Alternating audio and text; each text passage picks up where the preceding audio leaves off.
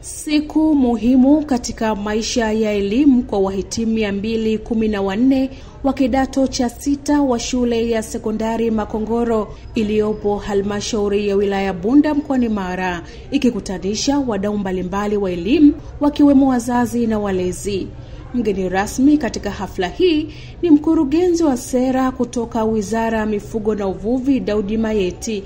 Anatoa rai kwa vijana kutambua thamani yao kwa kile walichokipata katika maisha yao ya elimu.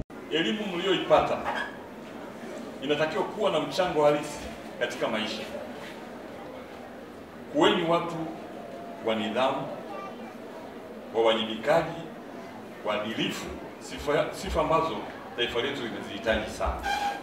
Anashauri wa Tanzania kuona juhudi kubwa iliyofanywa na serikali ya awamu ya 6 katika kutatua changamoto, huku baadhi ya viongozi waliohudhuria wakishauri jamii kutambua wajibu wao kwa kuzingatia elimu kwa watoto wao.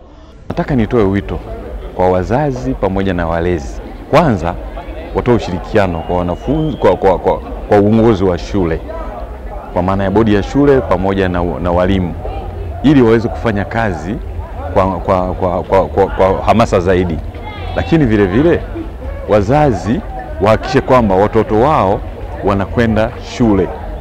Baadhi ya watoto kuna utoro wa rejareja kutokana pengine ni usimamizi hafifu wa wazazi. Kwa hiyo nitoe wito kwa wazazi wahakikishe kwamba watoto wao wanakwenda shule, kwa sababu sasa hivi mazingira yameboreshwa sana katika shule hizi za msingi na sekondari, hasa katika kipindi cha miaka 4 iliyopita ya Mama Samia Suluhu Hassan. Na vile vile walimu, tulikuwa na shida kubwa sana ya walimu, lakini unaona kila mwaka walimu wanaongezeka. Usingeweza kupata division 1 122 mwaka jana kama huna walimu wa kutosha. Kwa hiyo ni kwamba pamoja kwa mahitaji bado yapo, lakini mnyongeni haki yake mpeni. Amefanya kazi kubwa, na hata sasa hivi mnasikia matangazo yanatolewa ya kuajiri walimu ambao wana sifa ili waweze kuendelea kuingia kufundisha wanafunzi. Kwa hiyo fursa imetolewa, hao wanafunzi wanalipwa, hao walimu wanalipwa na serikali. Kwa hiyo wewe mzazi, ni kazi yako ni kuhakikisha kwamba mtoto wako unampeleka shuleni aweze kusoma, aweze kufaulu, kwa sababu ufaulu upo kutokana na uwekezaji ambao umefanyika. Na wanafunzi 1700 kasoro watoto 9. Sasa kwa mazingira haya ni ngumu. Olevo tuna zaidi ya 1100. Tuna 1174. Waliobakia ni advance. Tunajitahidi kadri ya uwezo wetu, lakini watoto ni wengi. Na shule hii imeanza mwaka 1987. Mahitaji ya kipindi hicho ni tofauti na mahitaji ya sasa hivi.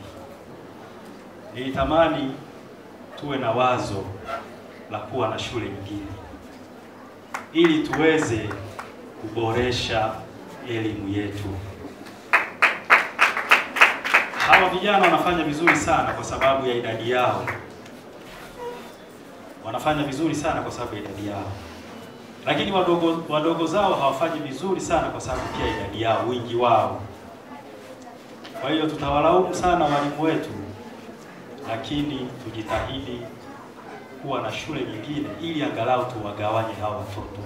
Hakuna vikao vya familia ambavyo vinakaa kupanga ni namna gani mwanafunzi ataweza kufaulu, kuhakikisha kwamba mnamnunulia vitabu vya kutosha, mnampeleka tuition wanasoma, mnalipa fedha kwa ajili ya walimu wa ziada kuwafundisha, lakini tumekuwa tukitumia gharama kubwa sana kwenye mahafali.